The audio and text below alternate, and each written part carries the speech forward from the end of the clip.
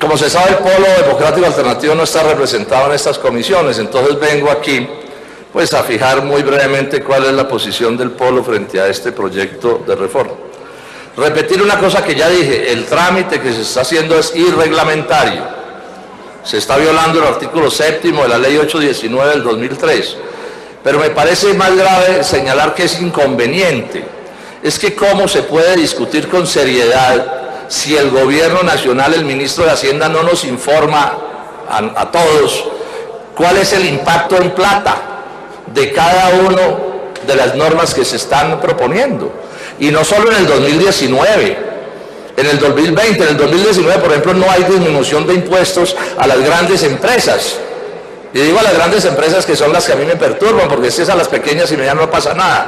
Pero eso es lo que quiere decir, ojo, lo están diciendo hoy la ANIF y lo está diciendo mucha gente, y es que esta reforma, como se está tramitando, puede terminar rompiendo la regla fiscal y puede terminar el doctor Duque como Macri en la Argentina. Entonces, fíjense que esta petición de que estén las cifras es una petición clave. A los que no sepan les cuento, en el 2020, esto que se está discutiendo les disminuye los impuestos, disminuye los impuestos empresariales en 10 billones de pesos. En 10 billones de pesos. Eso cuando era la fórmula de las 14 de recolección ya era grave. Pero ahora que la fórmula de recaudo de impuestos es menor, pues es mucho más grave. Insisto en esto, creo que es un problema del rigor y de la seriedad. Doctor Carrasquilla, le pido que para mañana le dé al país esos datos. Ustedes tienen que tenerlos y no tienen derecho a reservárselos. Tenemos el derecho a conocer qué es lo que tienen votando a este Congreso. Y no sabemos qué es lo que se está votando, si no está rubro por rubro, cuánto cuesta. Y no solo en el 2019. Es una astucia que solo se discuta sobre el 2019 porque la reforma va a impactar y duro 19, 20, 21 y de ahí hacia adelante. Primera cosa que quería señalar. Lo segundo es esto. La decisión del gobierno nacional de retirar una parte importante de los impuestos a la canasta familiar, sin duda que es un triunfo de la movilización ciudadana, es una prueba de que el reclamo ciudadano, que la molestia, la irritación, la protesta es capaz de producir efectos, y eso hay que saludarlo. Sin embargo, colombianos, en Colombia hay que dormir con un ojo abierto, porque aquí la reforma que se va a aprobar es la que se vote el 14 de diciembre, seguramente a las 12 de la noche, y entonces habrá que estar atento porque aquí en cualquier momento las fuerzas mayoritarias afectas al presidente Duque pueden resucitar cualquier punto que haya sido retirado durante el trámite. Esa es la legalidad de estos asuntos. Entonces llamo a los colombianos que hemos estado oponiendo a una reforma tan retardataria como esta, a que estemos con las pilas puestas y con los ojos abiertos, y llamo a los congresistas que de verdad estén, porque esta reforma no sea tan espantosa como fue propuesta, aun cuando siga siendo mala, para que estén atentos a lo que pueda suceder. Bueno, la nueva propuesta esta que se está empezando a discutir sigue siendo una propuesta regresiva, retardataria contra los pobres y contra la clase media. Eso está demostrado hasta la saciedad. Primero porque no es verdad que desaparezca el IVA de 19% para la totalidad de la canasta familiar.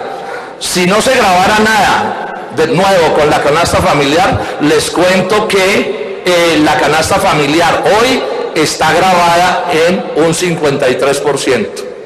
Con lo que hay hoy, pongo ejemplos, por ejemplo la ropa, sí, por ejemplo los artículos de aseo, jabones, etcétera, y podría darles otros ejemplos. Luego, no es verdad que no va a quedar grabada la canasta familiar, lo que no va a quedar es más grabada. Eso es distinto, y eso hay que decírselo a los colombianos con toda franqueza.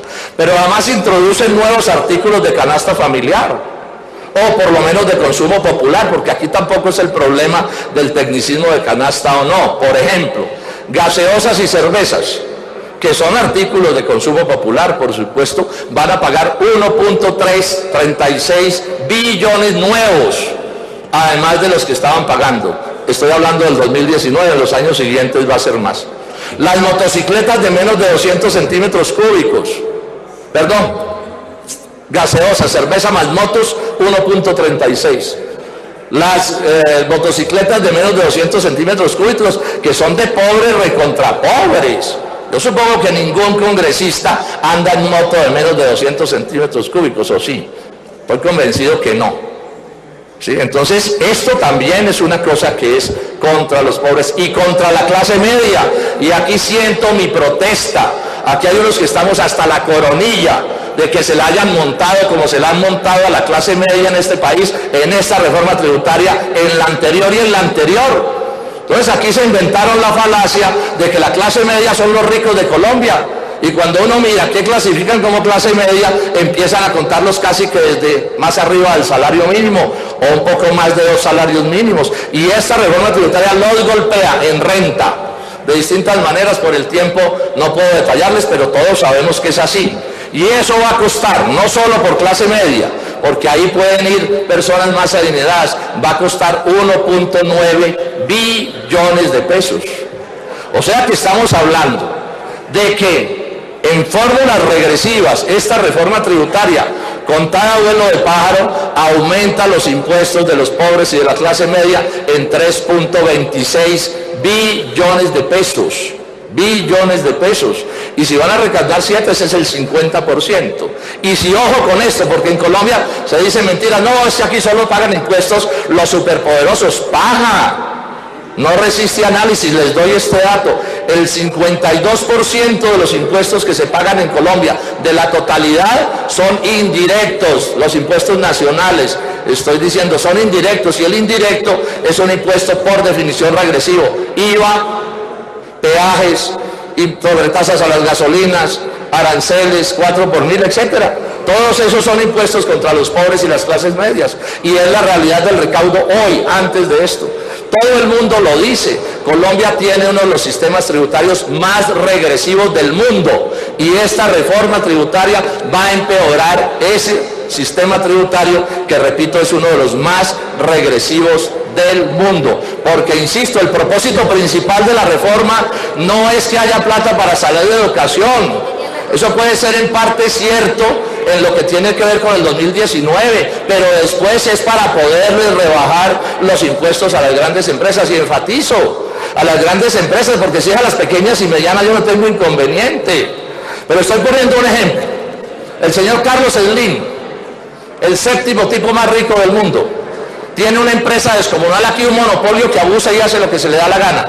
Ese señor tiene un patrimonio de 57.000 millones de dólares y a ese señor le van a bajar los impuestos. Explíquenme por qué. ¿Por qué les van a bajar los impuestos a los banqueros otra vez? Yo les doy este dato porque las exenciones tributarias siguen ahí. Miren este dato monstruoso del sistema tributario en favor de don Luis Carlos y sus alegres mariachis, como diría el doctor Germán Navas. El sector financiero aporta el 5% del Producto Interno Bruto. ¿Y saben cuánto participa de los beneficios tributarios? En 36%. Eso es un abuso. Eso es inaceptable.